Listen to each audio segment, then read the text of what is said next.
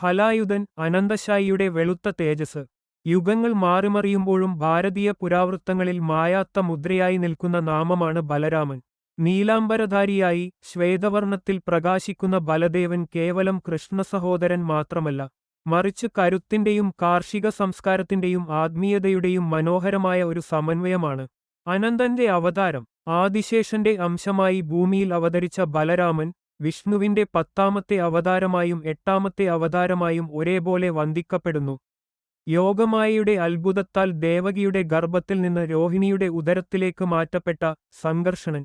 തിന്മയുടെ പ്രതീകമായ കംസനെതിരെ കൃഷ്ണനോടൊപ്പം ചേർന്ന ആദ്യത്തെ പോരാളി.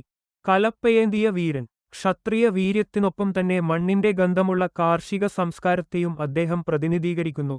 അദ്ദേഹത്തിന്റെ ആയുധമായ ഹലം കലപ്പ കേവലം ഒരു ആയുധമല്ല, മറിച്ച് ഭൂമിയെ ഫലഭൂയിഷ്ഠമാക്കാനും അധർമ്മികളെ ഉഴുതുമറിക്കാനുമുള്ള വിദ്യയാണ്.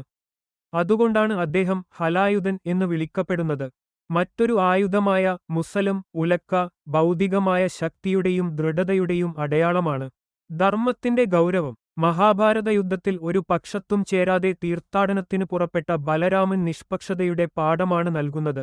ദുര്യോധനന്റെയും ഭീമന്റെയും ഗദാഭ്യാസ ഗുരുവായിരുന്ന അദ്ദേഹം തന്റെ ശിഷ്യന്മാരുടെ പോരാട്ടത്തിൽ നിയമങ്ങൾ ലംഘിക്കപ്പെട്ടപ്പോൾ ക്രുദ്ധനായി.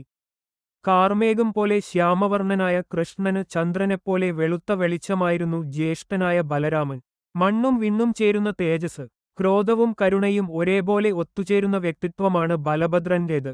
അനന്തന്റെ പത്തികൾ വിടർത്തി ലോകത്തെ താങ്ങുന്നതുപോലെ തന്റെ കരുത്തുകൊണ്ട് ധർമ്മത്തെ താങ്ങി നിർത്തുന്ന ആ ശ്വേതതേജസ് ഇന്നും നമ്മുടെ പുരാണങ്ങളിൽ പ്രകമ്പനം കൊള്ളുന്നു. കാർഷിക സമൃദ്ധിയുടെയും ആത്മബലത്തിന്റെയും ഉപാസകർക്ക് ബലരാമൻ എന്നും ഒരു വഴികാട്ടിയാണ്.